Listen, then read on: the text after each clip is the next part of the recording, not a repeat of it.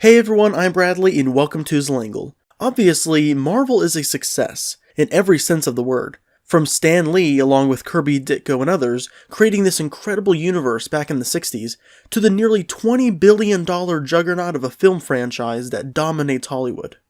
And somehow, they make it look easy. But looking at other franchises that try to replicate their success, it's not.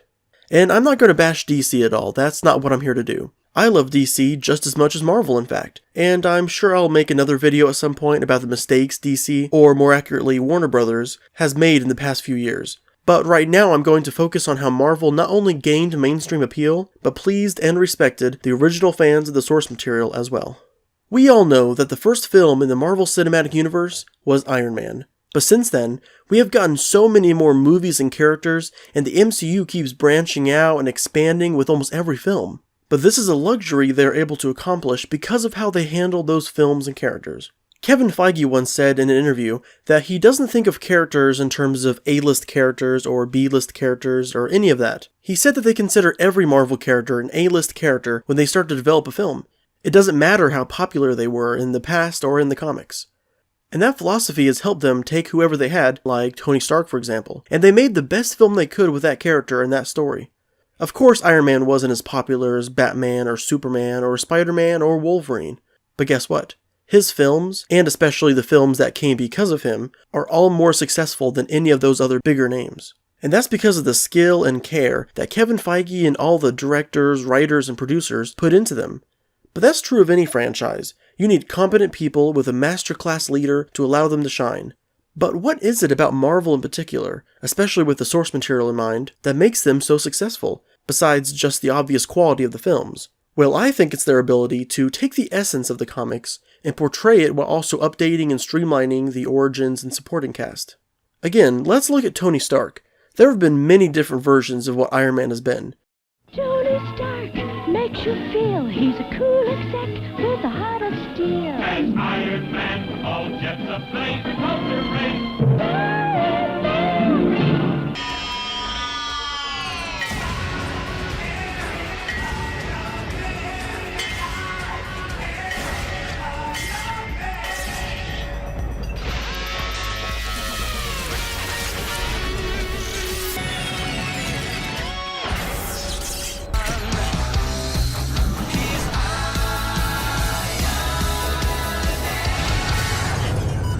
But in essence, he's a troubled man who used his skill and intelligence to survive, and ends up with an exosuit and uses it to help the world.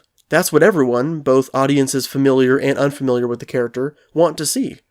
After that, all the smaller details are filled in with comic book nods, while still staying in line with the story and universe they are trying to portray. In other words, they put a lot of comic booky goodness into it, but they don't let that overshadow their story or take it too far where a non-comic fan would start getting confused or disinterested. For contrast, look at Doomsday in Batman v Superman.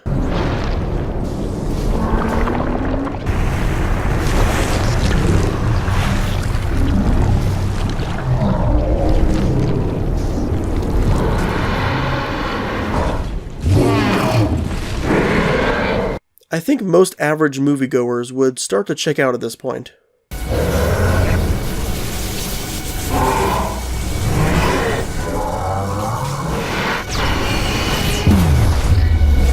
But in Avengers Infinity War, even when you have a giant purple alien and a grown man dressed up as a cat that is a king of an invisible high-tech African nation, and another guy who is really strong and dressed up as the American flag, along with yet another guy who is, well, Thor with an axe with a handle made of a talking tree, all fighting for magical stones that are wielded in a golden left-handed glove.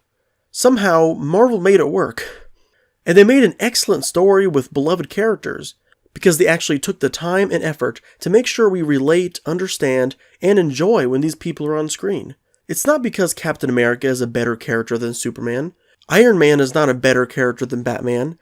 Groot is not a more well-written character than Hellboy or Leonardo. But right now they are more successful due to the creative teams and the producers understanding what makes that specific character tick, and weaving them into an already established universe and making them important to the world and the narrative. Okay, I'm going to compare DC to Marvel for just a moment. Again, I love both universes in the comics, but I want to show how the MCU, in the wrong hands, could have easily been a different story in the history of cinema. When you think of Superman, what do you think of? Do you think about truth, justice, and the American way? Maybe Clark Kent being a mild-mannered reporter? Perhaps his inner strength and the will to help others in need. But then you walk in to watch Man of Steel or Batman v Superman and see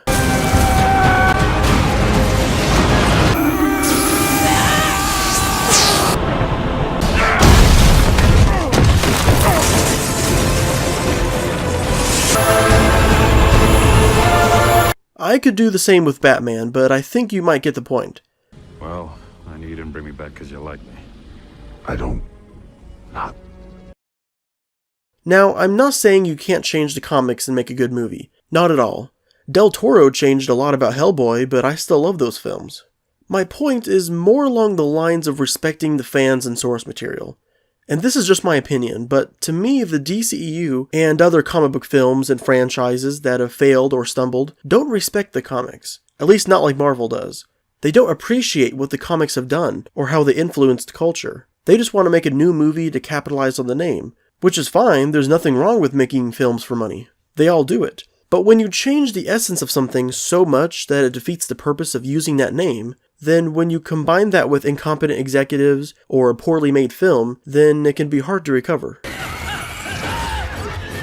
So back to the positive side of things, that's why I think the Marvel Cinematic Universe has done so well over the past decade. It made the comic book movie genre explode into the most popular and successful thing in film. It has talent and intelligence behind it, but also a strong respect for where and how these great characters came about in the first place. Nuff said, and Excelsior.